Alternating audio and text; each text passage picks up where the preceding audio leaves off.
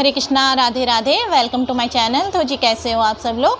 उम्मीद करती हूँ कि राधे कृष्ण जी की कृपा से आप सभी लोग अच्छे होंगे और स्वस्थ होंगे। तो जी आज की वीडियो में मैं आपसे चर्चा करूँगी कि सावन मास में हमें लड्डू गोपाल जी की पूजा अर्चना वंदना किस प्रकार से करनी चाहिए। वैसे तो सावन मास लड्डू गोपाल जी को अति प्रिय है। वैसे तो हमारे लड्डू गोपाल जी को सभी मास बहुत प्रिय होते हैं, परंतु सावन मास लड्डू गोपाल जी को भी अति प्रिय है, क्योंकि सावन मास में जो हर जगह हरियाली हरियाली होती है और सावन मास में ही हमारे लड्डू गोपाल जी राधा रानी के साथ वृंदावन धाम में झूला झूले करते थे और अपने बाल गोपाल, अपने जितने भी उनकी सखा आदि थे, वो सावन मास में ही वृंदावन धाम में भ्रमण करने के लिए निकलते थे। तो सावन मास में हर जगह हरियाली हरियाली होती है, वृंदावन धाम में ही क्या हर जगह हरियाली हरियाली होती है। तो जी सावन मास में हमारे लड्डू गोपाल जी को झूला झुलाया जाता है। जैसे कि हरियाली तीज आती है, उस दिन से लड्डू गोपाल जी को झूले में बिठाया जाता है। परंतु अगर आप लड्डू गोपाल जी को पहले ही अपने लड्डू गोपाल जी को झूला झुलाना चाहते हैं तो आप हरियाली तीज का इंतज़ार मत करिए। आप सावन मास के प्रथम दिन से ही लड्डू गोपाल जी को झूला झुला लीजिए। अगर आपके पास झूला रखा हुआ है तो झूला निकाल कर उसको तैयार कर लीजिए। अगर आपके पास झूला नहीं है तो आप बाहर से भी लाकर झूला झुला सकते हैं। आपको क्या करना है, आपको लड्डू गोपाल जी के सामने पूरा हरियाली हरियाली जैसा माहौल समावेश करना है। ये नहीं कि आप जैसे कि नकली पेड़ पौधे फूल आदि ला के वहाँ पर लगा दीजिए, ऐसा नहीं। आपको पूरे मतलब ओरिजिनल ही पेड़ पौधे लड्डू गोपाल जी के सामने लगाने चाहिए। जैसे कि कोई भी जैसा पेड़ पौधा हो, जैसे उनके मंदिर के सामने आप सजा दीजिए। उनको कभी कभी आप हरी हरी घासों में बिठाइए। इस प्रकार से लड्डू गोपाल जी को सावन के मास में आप सेवा करिए।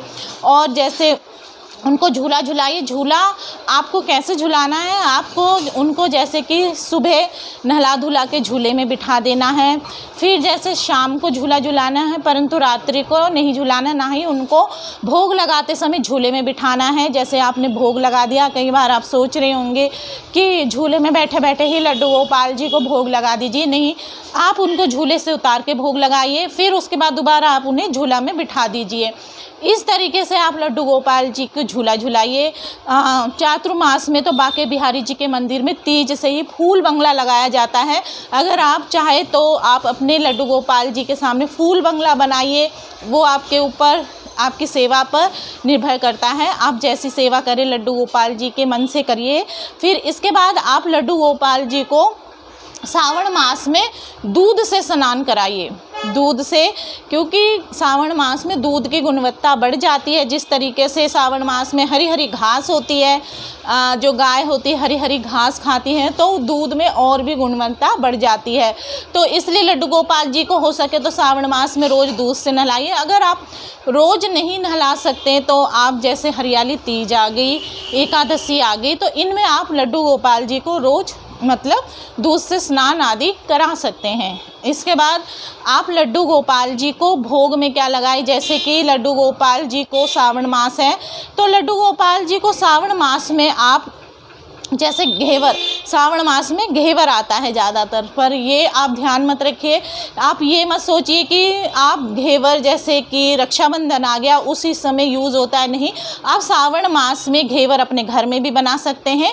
लड्डू गोपाल जी को आप घेवर का भोग लगाइए सावन मास में, परंतु घेवर में जैसे कि गोल्डन और सिल्वर के जैसे ऊपर पेपर लगे रहते हैं, वो वैसा भोग आपको नहीं लगाना है।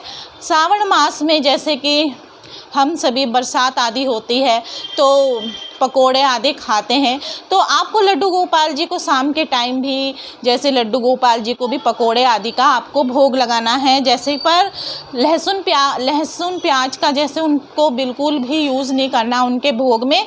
आप उनके लिए कुछ अलग से पकोड़े बनाएं। जब लहसुन प्याज सावन मास में वैसे खाना भी नहीं चाहिए, और जिनके घर में लड्डू गोपाल जी की सेवा है उनको भी लहसुन प्याज नहीं खाना चाहिए। तो आप लड्डू गोपाल जी को तरह तरह का भोग लगाएं, क्योंकि हमारे कान्हा जी भी खाने के बहुत ज़्यादा शौकीन है। तो आप उनको शाम के टाइम स्नैक्स आदि बनाकर दीजिए।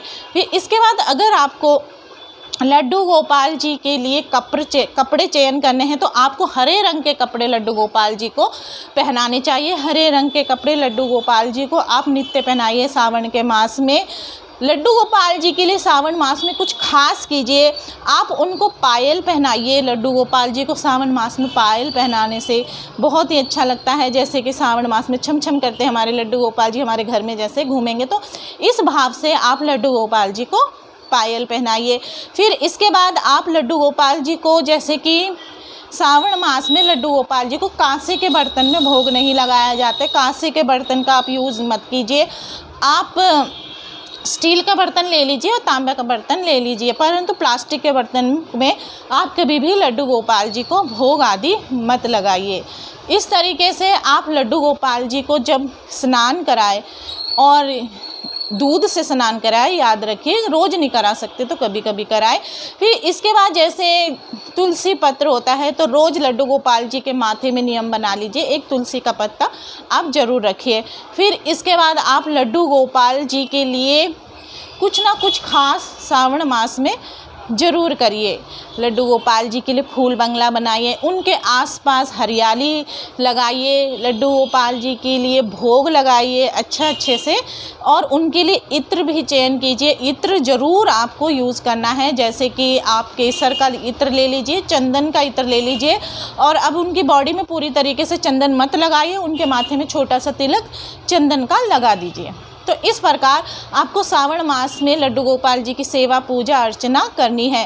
ख़ास तौर से ध्यान रखना है आपको लड्डू गोपाल जी के भोग का, क्योंकि सावन मास सभी को बहुत अच्छा लगता है। और ख़ास तौर पे जब आप सोमवार के दिन भोलेनाथ जी को दूध से स्नान कराते हैं, तो आपको लड्डू गोपाल जी को भी उस दिन दूध से स्नान जरूर कराना है। अगर आप पंचामृत से करना चाहते हैं तो पंचामृत से भी कर सकते हैं, परंतु सोमवार के दिन अगर आपने भोलेनाथ जी को दूध से अभिषेक किया है तो लड्डू गोपाल जी को भी दूध से स्नान जरूर कराइए।